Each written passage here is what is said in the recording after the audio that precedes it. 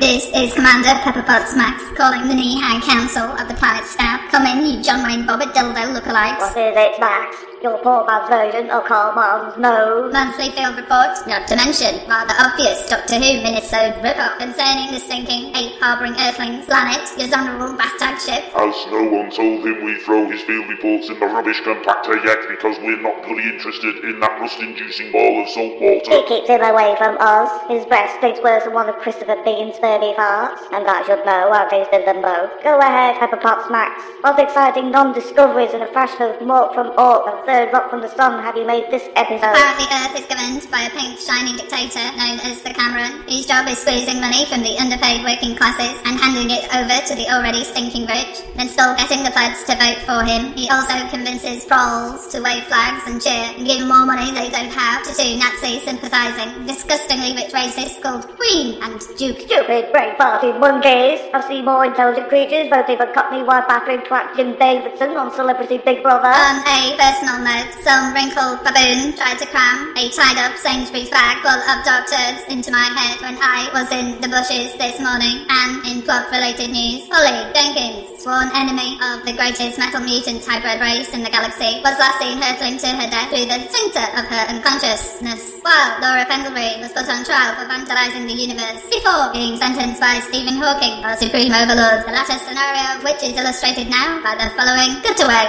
Laura Pendlebury, we of the Pepperpot Universal Benevolent Establishment sentence you to be taken from this courtroom and shot. Don't make the same bloody joke again, or I'll take that mobile phone and ram it up your refuse hat. Let me finish, you overinflated whoopee cushion. You are To be taken from this courtroom and shot by a team of paparazzi for various press releases in your role as a news spokeswoman. So we will fork you. We need some favourable publicity after that unpleasant business we poked Pepperpot the First and the Chinese State Choir Boys annual outing. 2 episodes we've been waiting for the resolution of that cliffhanger. 2 exhausting, completely unrelated episodes. And that's the best you've come up with. No wonder the listeners are non-existent.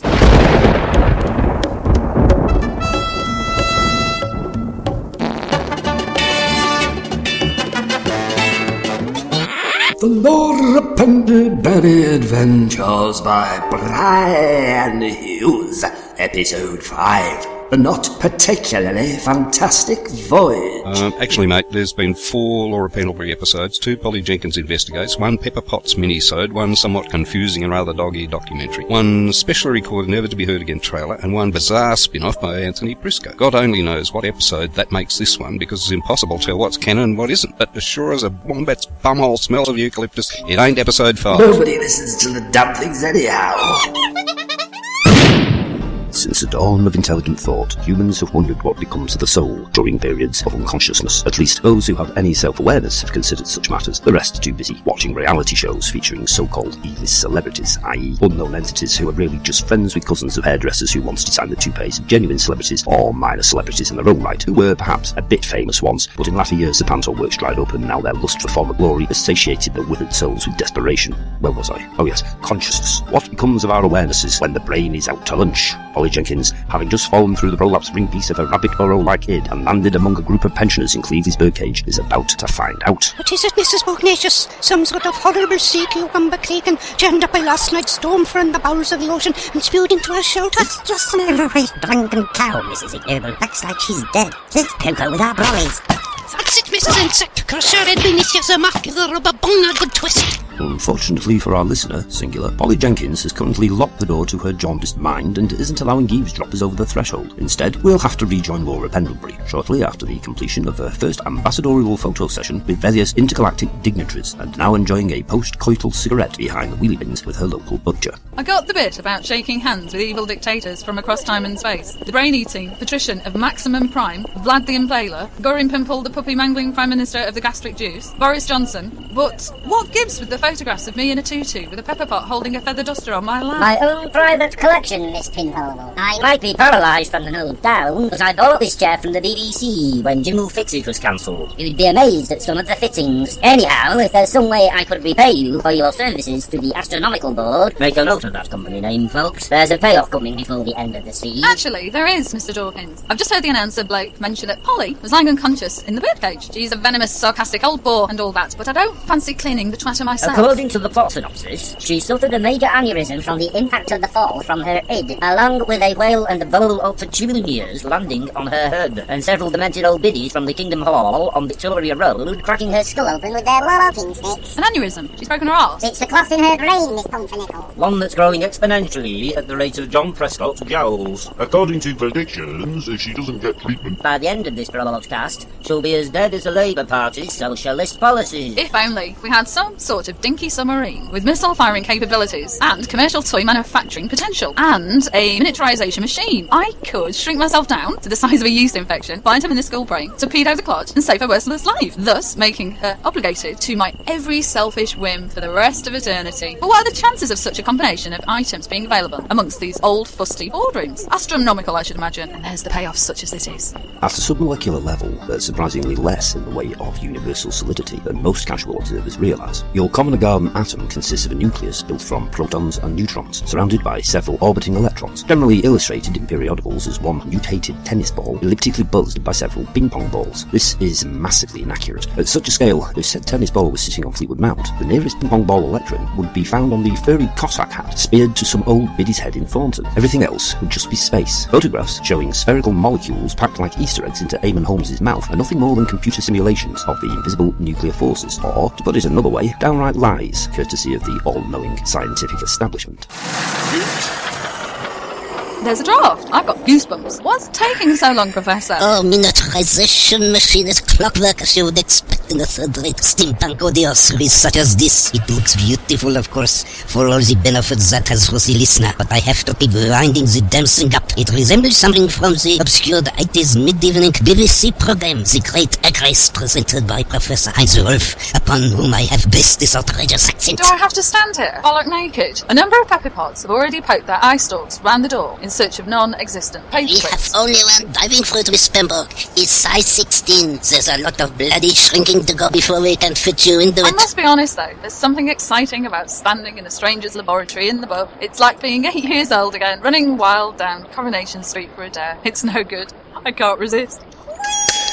Get back on the pedestal, you stupid bovine. Pepper pots scatter before her enormous blue-veined bosom. Smash something important. They like 2 bowling balls in woolen socks hung from a washing line on a nasty dye. Get back, you silly woman. Stop her! Look out. Several hours later. That's another large barrel filled with excess fat. Thanks for the shoehorn, Professor Weetabix. This is a really sexy deep-sea diving suit, although its sinuous curves are tempered slightly by the inbuilt life ring round the waist. That fits you, Miss Penitentiary. However, for the most part, we've now successfully shrunk you down to the size of your submersible. Climb aboard, Miss Biggie Bertie. Igor, give Miss Dingo Bama a hump up. Sorry, mistress, I can't breathe. I've got my head wedged up your massive ass. Very swish. Lots of green flashing lights and blinking sonar screens and other fish-related And ambience. yellow on the outside, because after all, this is Pepperbot Land.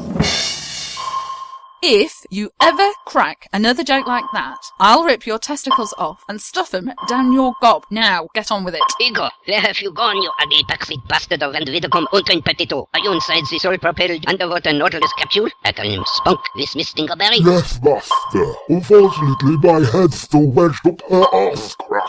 Then you just have to accompany her on this impossible mission. Buckle up, Miss Sedimentary. One last dose of the miniaturization juice, and it's back to your own reality. I've been meaning to ask you about that, on the off chance that our one remaining listener complains about plot continuity. How exactly am I supposed to get out of this ongoing nightmare? Apologies in advance, mistress. Does one care to take a close look at this frying pan? In the town That was my face, you hippopotamuses. After birth, you were supposed to aim for the back of my head. Sorry, mistress, I can't see a thing with my head currently resting up your large intestine. And turn that radio off. We appear to be stuck on the Beatles channel. There are those amongst us, not particularly bright or amiable individuals, it must be said, who claim to have found God. They are, of course, mistaken. What they've actually found is the G-spot to their egos, and are now masturbating them furiously in public whilst keeping the rest of us awake. This is because God doesn't exist, which is perhaps as well because if he did, he'd have an awful lot of explaining to do. His lack of existence, however, doesn't excuse the happy slapping tambourine brigade. The universe is full of pain and death, and if God was responsible for maintaining it, then singing his praises would be akin to knowing what Adolf Hitler was up to and giving him an unreserved thumbs up. This makes religious people nothing short of narcissists, something that atheists have known for a long time. In the meantime, Professor Weetabix is about to land in the birdcage, so perhaps I ought to shut my gob. Professor, what's happening out there? He's just crushed several ultra-octogenarians, Miss Middlekiss, and now I'm going to inject you and your equal submarine into Miss Jenkins' rump. The clot's in her head. Wouldn't somewhere closer be more appropriate? The thought of pink, dribbly, vortex effects through the window isn't appealing. With the size of this bursting syringe, you should be lucky Miss Jinx has got such a massive posterior. Otherwise, we wouldn't be able to get you in at all. Put your nose clips on, Miss Purpleberry. You and Ego have less than 4.5 minutes to get the job done. Otherwise, kaput! On a massive and extremely unpleasant scale, it's injection time.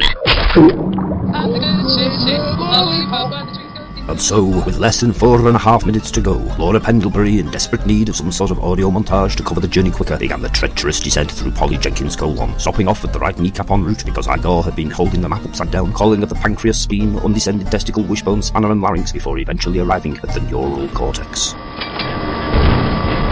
Oi, Richard Burton, what are those pink wobbly amoeba-like creatures attacking those shaggy globules? It looks like an American swingers party out there. Antibody, Mr. Hereford, is the common remains of an STD transmitted by Inspector Bollestrand by one of mistaken loco. Everything's ugly at this atomic level. That one resembles Hugh Edwards with constipation, and those two look like Michael Portillo and Danny Alexander barebacking over an old vaulting course. Excuse me, I'm going to bar. Strictly speaking, Miss Pendlebury, we're not at an atomic level. I'm Bobby Mike, your nuclear buddy, here to explain to all you clever boys and girls about lots of exciting stuff, such as Planck's constant, spin factors, and variable quarks. What the? Here's a catchy song I wrote that should make it clear performed for us tonight by the American Nuclear Utility Singers, or ANIS for short. The quark is such a fundamental elementary particle that comes in different flavors such as chocolate, and popsicle, that lives in roomy hot rooms, that smells of all those cheeses, but it cannot be observed, so it behaves just as it pleases. There was a money for having short out quark that I once knew, who ran about on deep space mine and clearly was a Jew. Read that fly It's just a stereotype, not a quark at all, because quark is made from Pluto. If we're going to get through this thicket of warring germs, we're going to have to take drastic action, Igor. Load the photon torpedoes. I knew there was something I didn't pack. There's always one item, isn't there? Toothpaste, travel sickness tablets, photon torpedoes. I suppose you could always use the inbuilt machine guns instead. What's that, you Alfred Hitchcock impersonator? Let's curse it all, the fat ugly cow. Die horribly, Oprah Winfrey, you grotesque, sentimental, overpaid twat. Careful, distress, you might hit the neural cortex and cause irreparable damage. She never used it anyway. Some spangly Saturday evening show and a bottle of cheap plonk from Tesco was as much intellectual stimulation as she could handle. Oh my god, we've got less than a minute before we return to normal size. We need the narrator to help us jolly the plot along. And so, with only a handful of seconds to spare, Laura Pendlebury and her patchwork companion, Igor, valiantly fought off the plague of hideous antibodies surrounding them, then powered their submersible deep into Polly Jenkins' hypothalamus via the menacing medulla oblongata down the snarling pituitary gland and through the dripping caverns of her diencephalons. Copyright Wikipedia Images 2014, where they were confronted by the throbbing pearl-veined urban sprawl that was the hideous mutant aneurysm of old Fleetwood. There was only one way to destroy it, the Morbius bomb, although you can't help wondering, given the sophistication of Professor Weetabix's equipment, why they didn't just shrink the clot down in the first place. Open the bomb bay doors, Igor. I'll just back the submarine over the plot, and then we're out of here. Where's the gas on this thing? Use the clock, mistress. The cogs are being split quicker than shaggy sweat in a pheasant's room. Almost there. No, that won't do. The boot's hanging over the white line. Let me try that again. Bear with. I've got plenty of oil.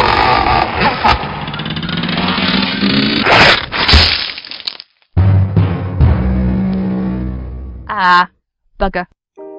The not particularly fantastic voyage was written by Brian Hughes, 50, shortly before the hospital pulled the plug on his life support system and starred Juliet Gregson, 65, Michelle Harris, 10, and Terry Sedgwick, unknown, in various states of undress. Actually, I wasn't in this episode. Damn, apart from that... The music was composed by Kevin MacLeod, and the sound effects rained through a sieve of the Fleetwood over 60s annual Jacob's Joy. Is this the end for Polly Jenkins? I bloody well hope so. Her head's burst. That sounds pretty final to me. Find out in the next hair-raising installment of the Laura Pendlebury adventures, the ghastly face and chinless neck of Danny Alexander.